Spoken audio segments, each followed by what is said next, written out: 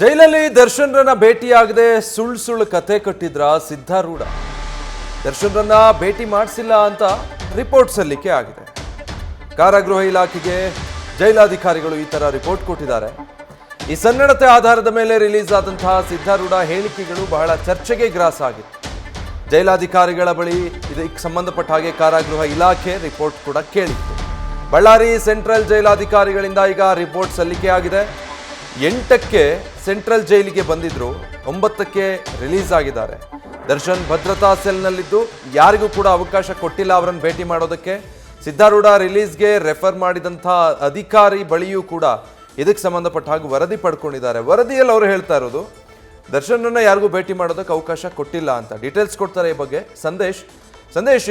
ಸಿದ್ಧಾರೂಢ ಅವರು ಹೊರಗೆ ಬಂದ ಮೇಲೆ ಎಷ್ಟೆಲ್ಲ ಮಾತಾಡಿದ್ರು, ದರ್ಶನಲ್ಲಿ ಹೇಗಿದ್ದಾರೆ, ಏನು ಮಾಡ್ತಾ ಇದ್ದಾರೆ ಅನ್ನೋದರ ಸಂಪೂರ್ಣ ಮಾಹಿತಿಯನ್ನು ಕೊಟ್ಟಿದ್ರು. ಬಟ್ ಈಗಿನ ರಿಪೋರ್ಟ್ ಏನು ಹೇಳ್ತಾ ಇದೆ? ಸಿದ್ಧಾರೂಢ ಅವರು ಹೇಳಿದ ಅಷ್ಟು ಸುಳ್ಳ?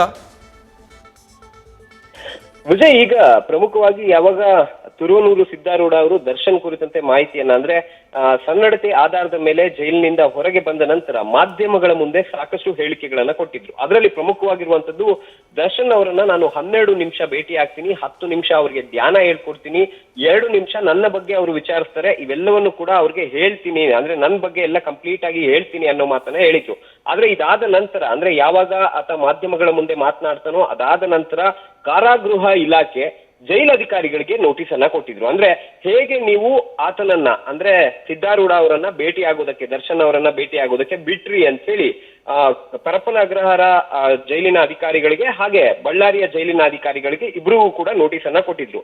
ಅದಕ್ಕೆ ಈಗ ಸದ್ಯ ಪರಪ್ಪನ ಅಗ್ರಹಾರ ಜೈಲಧಿಕಾರಿಗಳು ಹಾಗೆ ಬಳ್ಳಾರಿ ಜೈಲಧಿಕಾರಿಗಳು ಕಾರಾಗೃಹ ಇಲಾಖೆಗೆ ರಿಪ್ಲೈ ಅನ್ನ ಕೊಟ್ಟಿದ್ದಾರೆ. ಅದರಲ್ಲಿ ಪ್ರಮುಖವಾಗಿ ಬಳ್ಳಾರಿ ಜೈಲಾಧಿಕಾರಿಗಳು ಜೈಲಿಗೆ ನಾವು ಬಿಟ್ಟಾಗ, ಅಂದ್ರೆ ಸೆಂಟ್ರಲ್ ಜೈಲಿಗೆ ಬಿಟ್ಟಾಗ ಅವರ ಅಧೀನದಲ್ಲಿರ್ತಾರೆ, ಪರಪ್ಪನ ಅಗ್ರಹಾರ ಜೈಲಧಿಕಾರಿಗಳ ಅಧೀನದಲ್ಲಿರ್ತಾರೆ. ಹಾಗಾಗಿ ನಾವು ಇದಕ್ಕೆ ಸಂಬಂಧಪಟ್ಟಂತೆ ಯಾವುದೇ ರೀತಿಯ ಉತ್ತರವನ್ನ ಕೊಡೋದಕ್ಕೆ ಬರೋದಿಲ್ಲ ಅನ್ನೋ ಮಾತನ್ನ ಹೇಳಿದ್ರೆ, ಮತ್ತೊಂದು ಕಡೆ ಪರಪ್ಪನ ಅಗ್ರಹಾರ ಜೈಲಧಿಕಾರಿಗಳು ಕೊಟ್ಟಿರುವಂತಹ ಉತ್ತರ ಇಲ್ಲಿ ತುಂಬಾ ಇಂಟ್ರೆಸ್ಟಿಂಗ್ ಅನ್ನಿಸ್ತಿರುವಂತದ್ದು. ಅಂದ್ರೆ ನಾವು ಯಾವುದೇ ಕಾರಣಕ್ಕೂ ಕೂಡ ಆತನನ್ನ ಭೇಟಿ ಮಾಡೋದಕ್ಕೆ, ಅಂದ್ರೆ ದರ್ಶನ್ ಅವರನ್ನ ಭೇಟಿ ಮಾಡೋದಕ್ಕೆ ಬಿಟ್ಟಿಲ್ಲ. ಯಾಕಂದ್ರೆ ಇಲ್ಲಿ ಪ್ರಮುಖವಾಗಿರುವಂತದ್ದು, ದರ್ಶನ್ ಅವರನ್ನ ಭೇಟಿ ಮಾಡೋದಕ್ಕೆ ಬಿಡೋದಕ್ಕೂ ಆಗೋದಿಲ್ಲ. ಜೊತೆಗೆ ಈತ 8ನೇ ತಾರೀಕು ಬಳ್ಳಾರಿ ಜೈಲಿನಿಂದ ಪರಪ್ಪನ ಅಗ್ರಹಾರಕ್ಕೆ ಬರ್ತಾನೆ, 9ನೇ ತಾರೀಕು ಸನ್ನಡತೆ ಆಧಾರದ ಮೇಲೆ ರಿಲೀಸ್ ಆಗ್ತಾನೆ. ಹಾಗಾಗಿ ಇಲ್ಲಿ ಆತನನ್ನ ಭೇಟಿ ಮಾಡುವಂತಹ ಯಾವುದೇ ರೀತಿಯ ಸಂದರ್ಭವೇ ಬಂದಿಲ್ಲ ಅಂತ ಉತ್ತರ ಕೊಟ್ಟಿದ್ದಾರೆ. ಹಾಗಾಗಿ ಮುಂದಿನ ಹಂತದಲ್ಲಿ ಸಿದ್ಧಾರೂಢ ಅವ್ರಿಗೂ ಕೂಡ ನೋಟಿಸ್ ಅನ್ನ ಕೊಡುವಂತಹ ಸಾಧ್ಯತೆಗಳು ದಟ್ಟವಾಗಿದೆ.